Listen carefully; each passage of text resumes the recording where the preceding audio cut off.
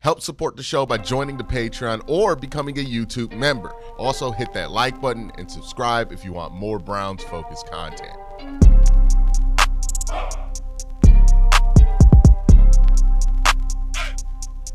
All right, one of my favorite picks that the Browns made in the entire draft was the local guy that they got, Harold Fanin Jr. from Bowling Green State University.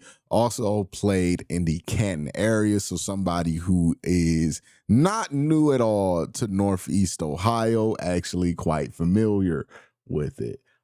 He's a tight end prospect, a bit undersized at about 6'3", 245 pounds. Really good athlete, more of a downfield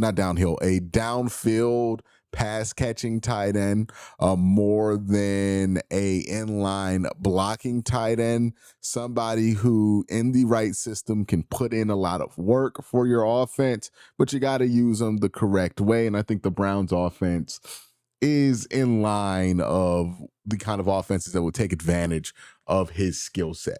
So let's jump here.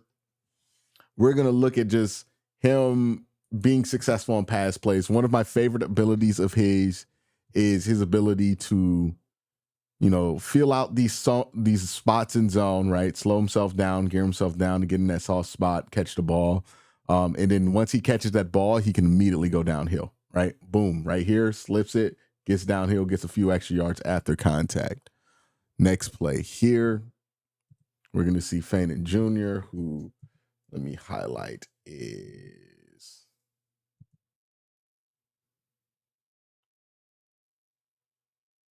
right there. Make a play, score a touchdown. It's a big play. This is versus Kent State here. We got 4 games loaded up of Harold Fanin Jr. clips that I was able to cut up for this one. Let's go back here to the beginning of the play. Let's see Fanin come from the inline blocker position. Right here.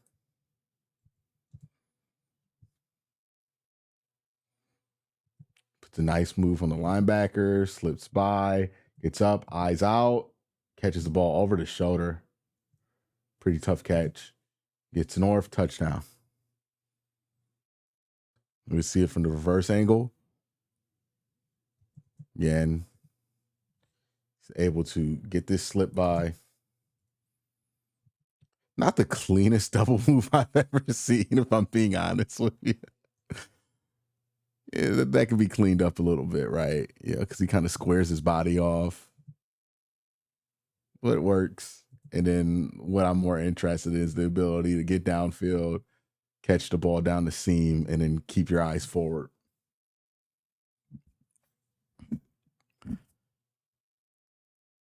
This is Harold again. You'll see him over the middle of your field on this side.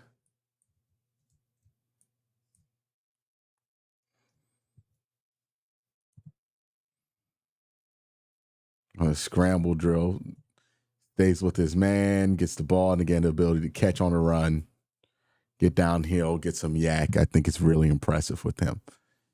So that last game was Western Michigan, my bad. This one's Kent State. I mean, he absolutely destroyed a ton of teams in the MAC this year. This is where you see that run after catch ability from him, right? Catches the ball, and then it feels kind of like David Njoku-ish, right? The ability to just like bounce off tacklers, stiff arm. Look at that stiff arm. Look at that. Ooh, let me zoom in on that one for you. The ability to, I know it's blurry, but watch this stiff arm here. Damn. So he can finish these runs. He gets downhill. Is somebody you get moving with the football, you're going to love what you see there. All right. This one here through contact, right? Little post route. Runs a pretty clean post route. Cuts the angle well here. Boom. Catches, gets downfield. Nice. Another one here. Runs a tight seam. Opens his hips, catches it, gets downfield. Smooth. Now we're going to see him against some of the big schools, right? It's one thing to dominate the MAC. The MAC's not very tough competition for an NFL caliber player. But let's see how he does against, one of the best defenses in all of college football. This is Penn State, right? Is he able to look the same against these Penn State Big Ten athletes, best conference in college football, probably the second best team in the conference, maybe third if you think Oregon's defense was better, but I think Penn State was more talented than Oregon. Here, a little dump off, easy stuff there, but you wonder if that downfield ability is there versus Penn State, or that yak ability is there versus Penn State. I mean, this looks just like it did against Kent, right? Able to get downfield, cause a ruckus. Same thing here, right? In line at the bottom of your screen. Gets free here. Great route. And catches this, gets downfield. Puts an extra little move on him, gets all the way to the 10. But let's look at the route again. It's a very clean route, right? Gets free of his man. Breaks him off. There it is. There it is. Another one versus Penn State. Again. It's a little quick slant. Able to get it, get off the contact, keep going, keep going. All the stuff that you love about his tape when you watch him against the MAC schools, he's able to replicate against the bigger schools, which makes you feel really, really good about him, right? This is Texas Tech. They almost went to the SEC championship game this year. Right? Looks the same, right? Looks like one of those plays he had against Western Michigan where he's breaking a ton of tackles. So he's able to look this way against SEC competition when his teammates are MAC guys, right? Like, not the same, even though that dude just murdered somebody. What number is that? You get a number there? You had a guard here. Hold on. I know this is a Harold Fanin Jr. one, but when I see somebody whoop ass like that, I got to highlight it. Look at 75 here. Let's watch 75 here. Falls on the ground. He just finds a safety to pick on. Hey, whole lot of ass whip there. I love it, love it, love it, love it, love it. But back to Harold, right? Little tight end screen here. Great design by Bowling Green.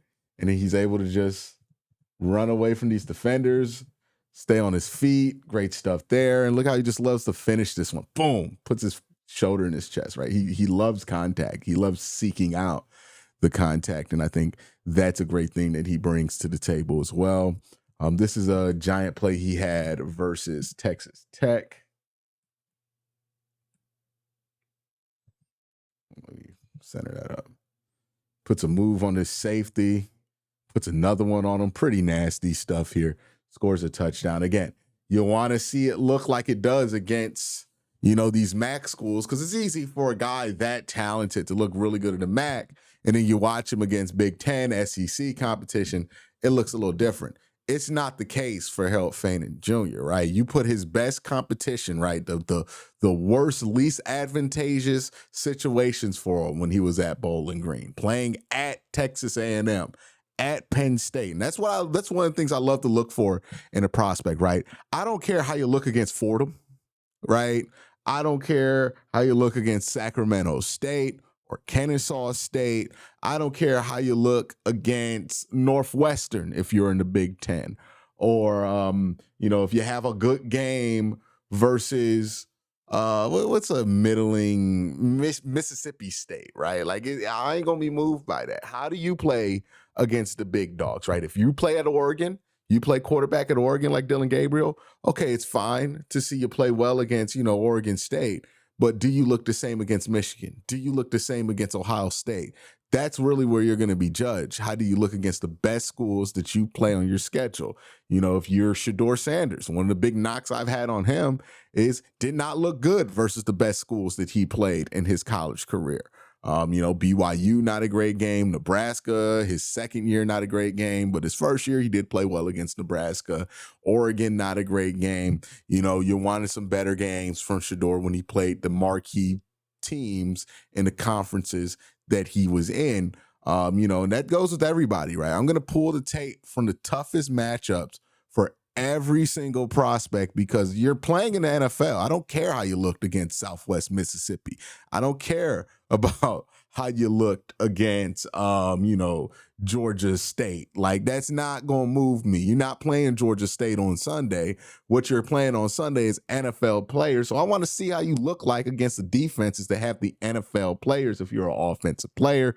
Same thing with a defensive guy. When I look at Mason Graham's tape, I'm not just bringing up cupcake tape, right? I'm bringing up the tape that he had versus Ohio State and other teams that could give him a challenge, because he's going to have to play NFL guys in the NFL, obviously. So I don't care how you look against lesser schools or more advantageous situations for you. I know as I've done this film breakdown, if I've had nothing to say about a player or not something not great to say about a player, people have brought that up as a complaint. Oh, Quincy, you're showing us the toughest game that he played all year. Of course I'm showing you that. Like, that is the whole point of this. But with Harold Fanin Jr., bringing this back to him, when you get the toughest games of his career, right? Texas A&M on the road as a MAC school. You're there to get your ass whipped. Penn State on the road as a MAC school. Again, you're there to get your ass whipped. Do you show up? Well, he had 300 yards almost in these two games. So this is somebody who you see him against his best competition. He shows up against it. And that's one of the things you have to love about him, right? Again, look at this play. He's running away from them. Texas A&M, they put a lot of money into their roster. A lot of these guys go to the league. Boom. Right? Penn State, defense full of future NFL players. Kevin Winston was on that team looking against the marquee teams. And if your favorite player in this draft doesn't look good against marquee teams, then you got to ask yourself the question of, okay, well, maybe am I overvaluing some of their performance versus some schools that didn't have the NFL players to really make their weaknesses matter. Texas A&M, look at that pocket. They're pushing it. They got NFL guys all over that defense. Great job. That's what you love to see. You want to know if he can catch and take a hit? He definitely can. This is him catching, taking a hit. Boom. Pretty good stick there by the Western Michigan guy. Another one versus Penn State where he has to kind of catch one, gets hit while he's catching it, or gets hit right after he catches it. Right here. This tough shot, right? Tight. You're going to get hit. Can you hang on to it? He hangs on to it. Again, against Penn State, I think the second best team in the country. Gave them a scare. They thought they were going to lose this game for a second. This is the tough stuff, right? You want to see from a prospect coming from a small school, especially. Can they step up? That's stepping up. All right, let's move here. Can he make a spectacular catch, right? His hands are pretty good. How good is his hand-eye coordination? I think that answers it right there. Look at that shit. Look at that. It has no business catching that ball here. It's almost Odell Beckham-like, right? Like, gets this one-handed behind the head. It's a crazy rep. And it still almost breaks a tackle. Another one right here. Up and around. Love it, love it, love it. So a lot to love with Harold Fanin as a receiving tight end prospect. Let's look at a couple of clips of him blocking, what I think he needs to improve, because I think his blocking is an area where he's willing, but he's not. He's a little clumsy as a blocker. This is what I mean by this, right? He needs, I don't know if he needs better coaching, but he needs to be coached up a bit here. Watching number 0, he's in the backfield to start this play. So let me highlight him here for you. Okay, there it is. All right, there's 0. And, he engages with this guy. He just doesn't finish it, right? Sometimes he's clumsy. Sometimes he's just not powerful, right? You need him to be powerful. Drive this guy off the play. Create that zone. Don't let him continue to string this out. Like, push him past that. But he couldn't get control of him. That guy ends up making the tackle. And that's a corner, right? You want him to dominate. Well, it's a linebacker, actually. Let me give him the credit he deserves. It's either a linebacker or a nickel. But, yeah, you just want to push that guy off. Get him out the play here. Right? Especially when you have that size advantage. Another one here where he's just not very powerful at the point of attack. Gets to the linebacker, gets hands on him. But, again, just can't really move him out of the play. I don't think the running back takes the best angle here, to be fair, but you still want him to be able to get a hand and turn him, right? The problem isn't that he didn't push him out the frame here. The problem is that he didn't turn him, right? So you want him to turn him this way and get his butt pointed that way, right? You want Harold Fanin's ass pointed towards that guy's butt, create a seam here for him to cut up through. But he doesn't get that control. He doesn't turn him around. Something similar like that happened on the first play. Let me point that out too on the first one, right? Where it's like, you can keep pushing him out and be more powerful, and that would have been helpful. But also just redirect his momentum, so he can't just continue to slide and string your guy out. And so he definitely needs to understand his angles better as a run blocker. I don't think he has a great feel for angles. And maybe that's something you can teach him, but he doesn't have a great feel for it. Again, another one here where he gets kind of beat out on an angle. He's coming from the slot. And he comes across field. And it's just like, it's not a great block. It's not the most physical block in the world. And then again, like, he gets beat on the angle because I don't think he gets what he should be trying to do here, right? I think he understands run to the guy, get arms on him, try to push him. I don't think he understands the importance of redirecting that momentum away from the play. I think he has to have somebody really get that nailed in with him. This one here, he's just a little clumsy, right? But this popped up in the tape enough to where I wanted to bring an example of it out versus Penn State. He misses the chip here. He goes to zero, and then he kind of gets in his running back's way because he's trying to do something, right? And I think that's good, right? That he's trying to do something, but he's just not very effective. Misses the chip, comes across, kind of gets in the running back's way, and then also misses the tackler. Right. Willing blocker for sure. And I think that's a good piece because you know that you has a chance to improve as long as he's willing to block. The problem is he doesn't really know how at a high enough level to do it. Now, there are times where he gets hands on somebody and he's able to kind of exert that physical dominance or make something happen that is pretty impressive. So I think there is potential there for him to become a solid blocker. I don't think he's ever going to be a full-time inline guy, but he could be an off-ball tight end that can block for you and not be a liability on play action sets because he's running routes when he's out there, right? Like, he doesn't have to be a complete liability as a blocker. And I think the tape shows that he can grow from that. And I think there's a good chance that he does that. See what happened here.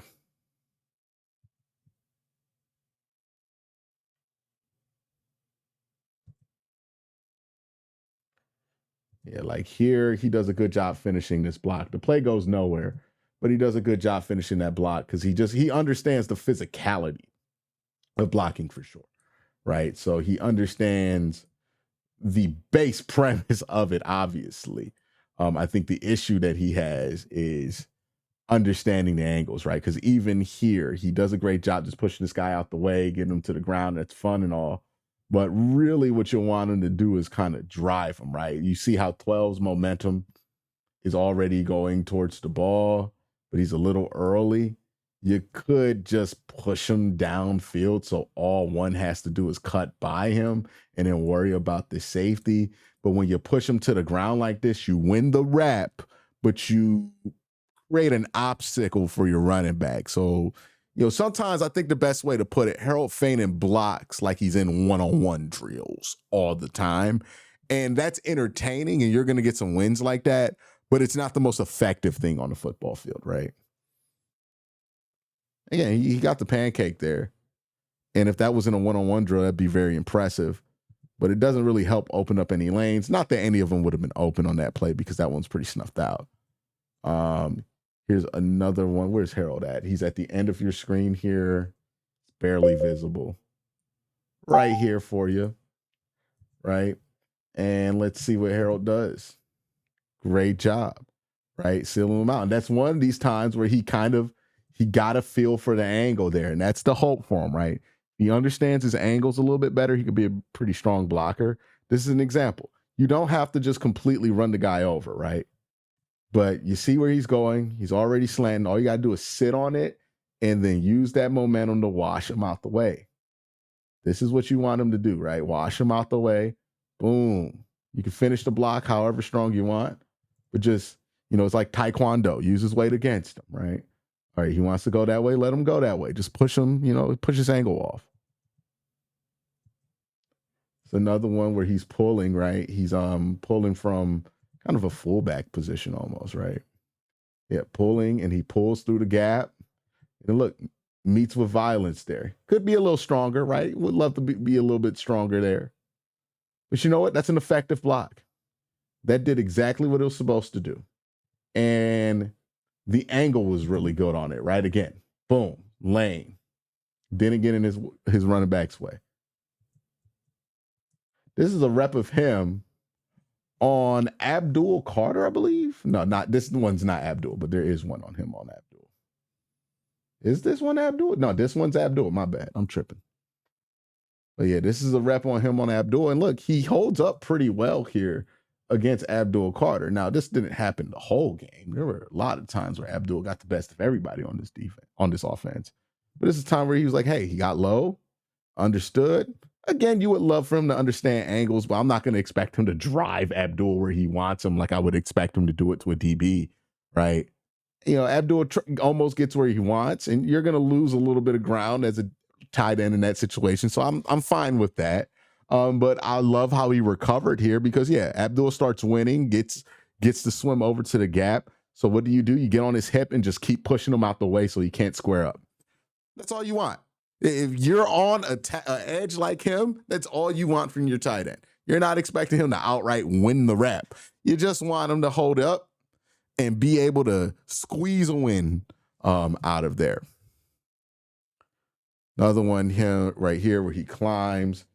And again, a little clumsy, but very willing as a blocker, right? Pulls up to the second level, gets to 15, gets beat a little bit, but you know what? Hangs on, does something about it. Opens up a rush lane. All that being said, I like him a lot as a prospect. I think he fits the Browns offense. I think there's a lot for the Browns to do with him. So I'm excited about Harold Fanin Jr. Let me know what you guys think about Harold in the comment section down below. Have a great day. Have an even better night. Peace.